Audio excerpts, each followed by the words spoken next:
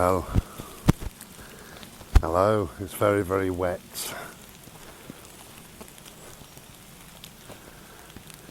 Yeah, really, really wet today. So just on a very short bimble, just to let Mr. Licky do his thing. He likes it.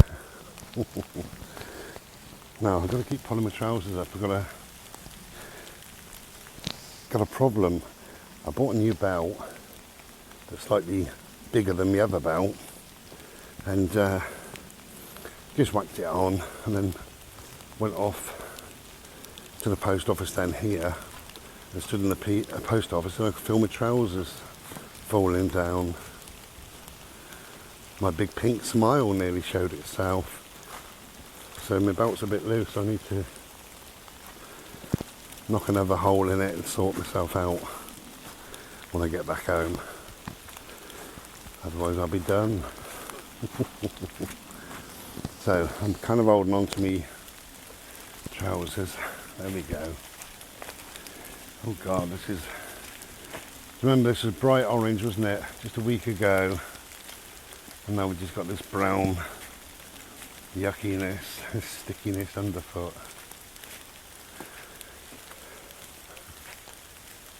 Anyway, we're out in it.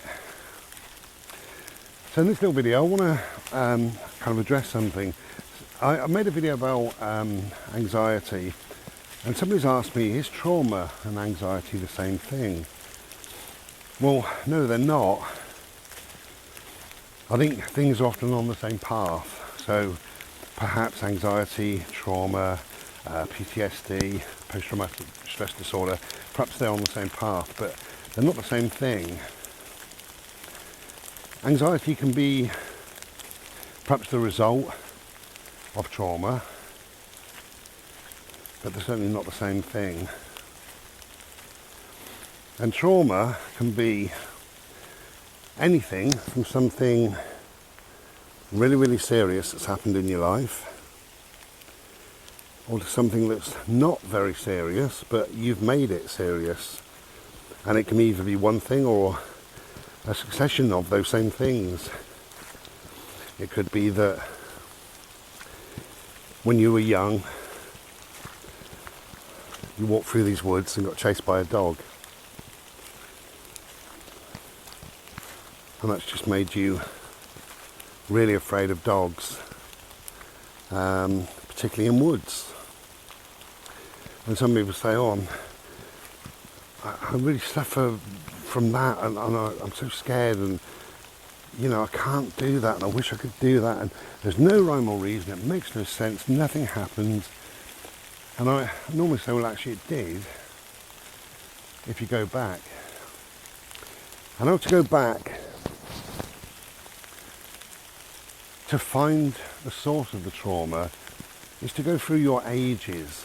So I was working years ago, worked with a woman called Margaret, and she just came back from holiday, Spain, her and her husband, and we got chatting. I said, nice time? She said, oh yeah.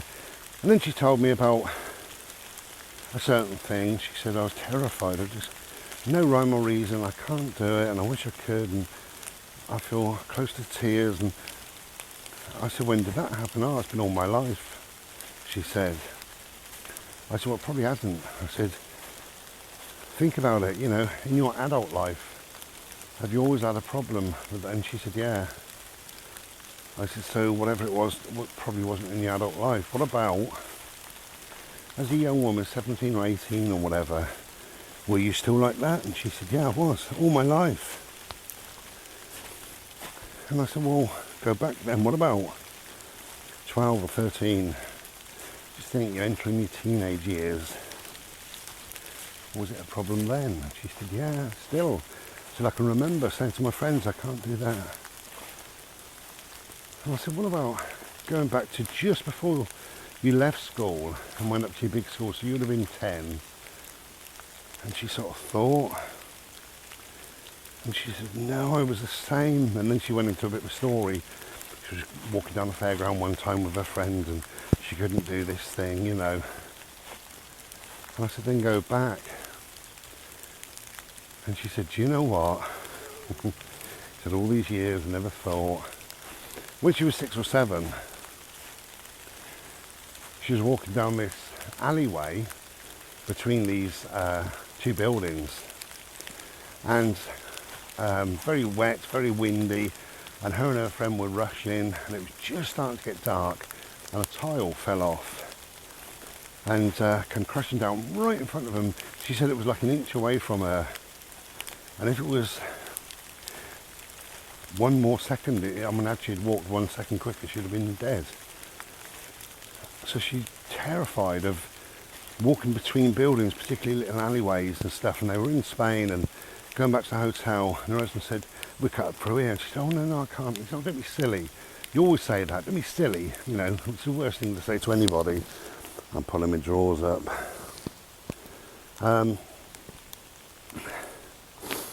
So that was her. Oh, my lens is getting wet. I'll try you off. I'll go back to the car, I think.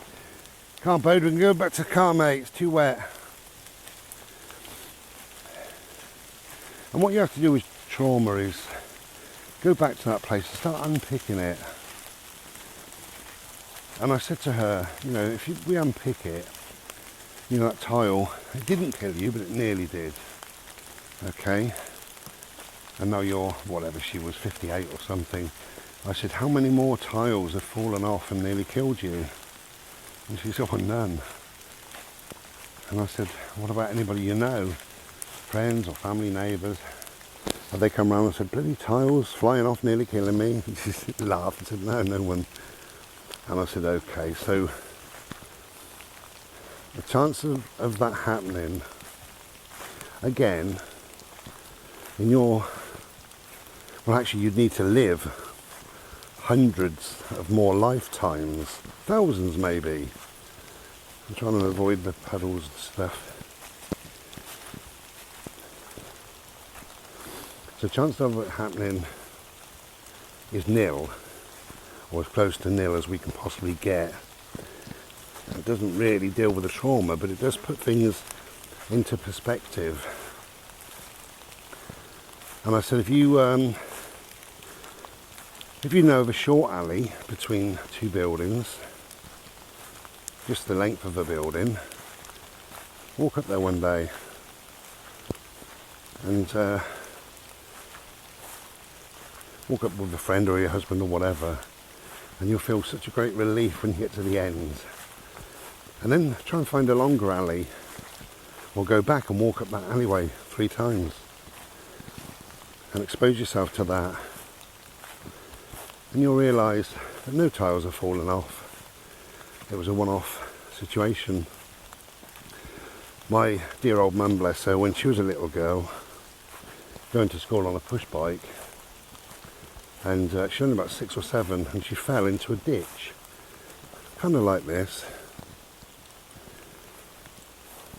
Okay, and she slipped off this path, say, into the ditch, and she landed on, in her little girl's mind, she thinks it was thousands and thousands of snakes. And it was springtime, early spring now, probably adders, I expect. And what adders do, there may have been 3 snakes or 4, or there may have been mum and 3 babies or something. But they rub against each other's skin and they writhe in and out like they're wrestling to warm up. But she literally hit them with her face. So that's her trauma. No, she was terrified, really traumatic. When we got a telly, she used to love nature programs, and there would always be a snake on there. She said, why do they do that? She took it personally. Why do they always do that? It's absolutely ridiculous. And she used to scream, and she'd cover like that. She couldn't watch the telly. Really terrified. You know, trauma. It's trauma.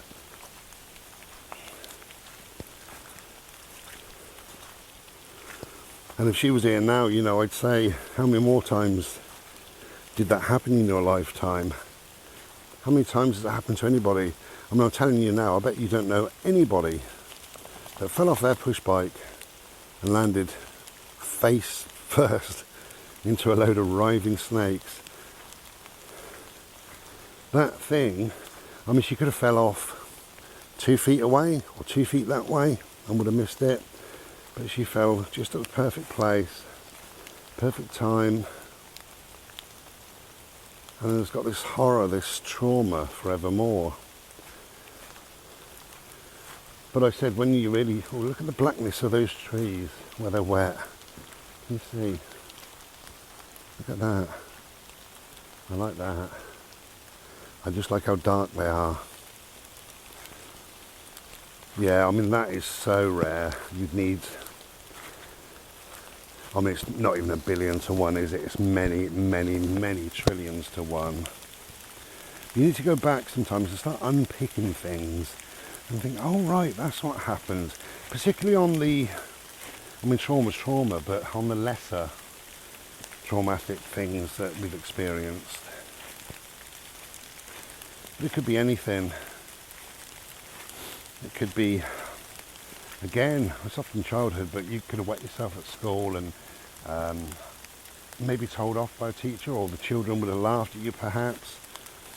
And maybe as an adult you don't like to use a toilet when anybody, you know, like a public toilet, when anybody else is around. Maybe. It could be anything, you know. That's a lesser one, but that is certainly worth going back and finding out, come here bird, finding out what the score was there and how to deal with it. Okay, I'm going to be back in a minute because I'm going to put them on a lead.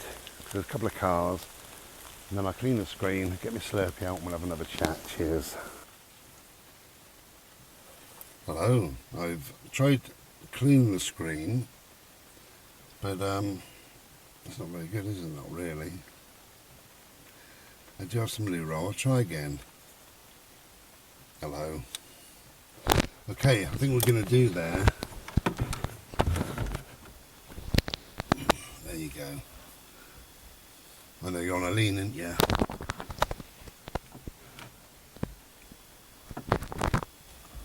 Hello. So it's a very, very wet day. Good God. They say we've got sleet as well coming, I think in a day or two. Cheers.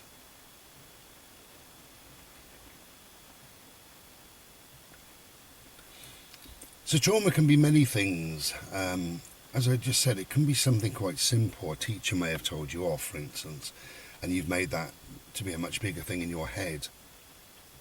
So maybe you've ended up spending your life that you want to try to please people, or you're afraid of being told off, or it's a very kind of a very minor thing, but if you've made it a big thing, then that's what it is. But it's still classed as trauma, and what you get from the trauma is anxiety. So you're anxious to be around, I don't know, teachers or authority or learning environments or classroom type buildings. Could be anything really, and if you trace it back, it could go back to that kind of time.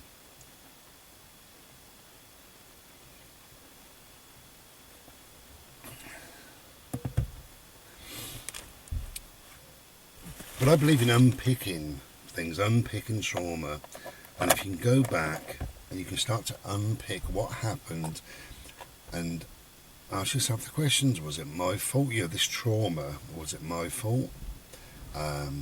Was it just a set of circumstances? Could it ever happen again? Was it preventable?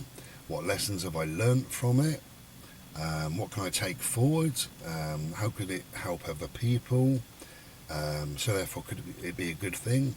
Because sometimes bad things can be good. You know, we have a bad experience and we can tell others, I've had a bad experience at this, so try to avoid it. And all life is a lesson anyway. Most conversations we have contain a lesson if we listen, if we're open. But yeah, to go back and start unpicking it, start unravelling what the trauma was about. And it just brings a peace of mind to you, even if you don't unpick it, even if it doesn't make any sense and you still can't really work out what it was. At least you've gone back to revisit that time and to know that, you know, things weren't your fault, it was just whatever it was, but it's not here to impact in your day now as an adult. I'm always saying I live in the now, very, very much in the now, but things like that, when you're dealing with perhaps trauma or whatever, you need to go back and you can't deal with it now because it's not happening now. You can deal with it in the now, but you have to go back and visit whatever it was in the past. And I've got a number of things, but one thing that always springs to mind if I ever think about trauma, because I never thought that this was trauma, but clearly it was. Me and my brother, we were attacked by 2 dogs. I was 7 and he was 6. Ah, God. Thinking back now, one was an Alsatian or German Shepherd, whatever you want to call it. Is there a difference? Who knows? And I can remember that dog in particular. The other one was big dog, much bigger, sort of rounder, tubby dog. But I believe that was a Rottweiler now as an adult. It could have been anything, but I believe it was a Rottweiler. So they're quite big dogs, and particularly when you're 7, they're big, scary dogs. But I can remember we were down the park with my mum, and they come running into the park, and they started snapping and growling and then biting us. And I can remember being face to face with this Alsatian or German Shepherd. And I can remember it's, whatever you call it, goblets of spit, I suppose, as it's shaking its head and then going in for another bite. I don't remember the pain or anything. I'm just left with one little thing. I've got a mark on my wrist, that's all it is. And my brother got a couple of bite marks on him, I think on his legs. So, and we were absolutely fine, you know. But obviously that was terrifying for such a young child. To this day, I'm still very wary of big dogs. I'm not scared, but I'm very, very wary, and I tend to keep away. And where I now live, my next door neighbour, they've got 2 German Shepherds, and they're big dogs. I mean, to me, I think they're very big dogs. They're probably average size, but to me, in my head, I see them as very big dogs. And I try and keep away from them as much as possible. I've never been in their bungalow, never been in their garden, and I probably won't. I'd rather just keep away. And that's self-preservation more than anything, but it's not an anxiety about dogs. It doesn't mean that I can't, well, you see, it doesn't mean that I can't bimble away through woods. We get to meet all sorts, German Shepherds as well, we get to meet all sorts of dogs. And mostly they're absolutely fine. But the trauma part of it is clearly going to be with me forever. Although I've dealt with that, really, you know. I remember asking my mum when I was about 16, 17 about these dogs. And she said the farmer came and got them. That's how it all stopped. And one of them had hidden a bone in a sandpit. And of course we went down there and we started playing in the sandpit. And dogs came and just went mad. Now, I've read stories since, you know, being an adult about dogs attacking and killing people. So I take from that I'm very, very lucky. The dogs were biting just as a warning, don't touch my bone, perhaps, you know, and that's their communication to me.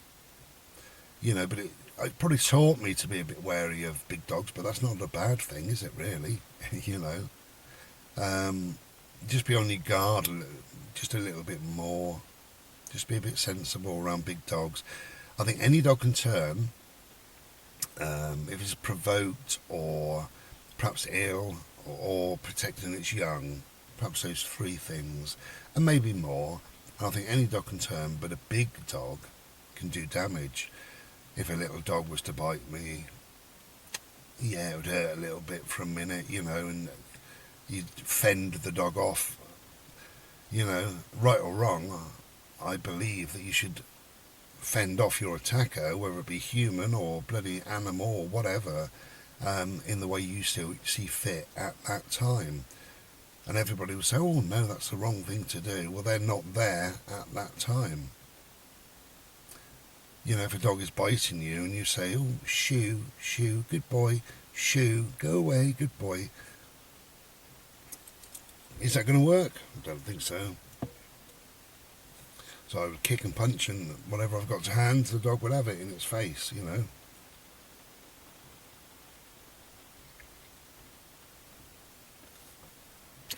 But just a briefish video there. Just somebody said, or is anxiety and trauma the same thing?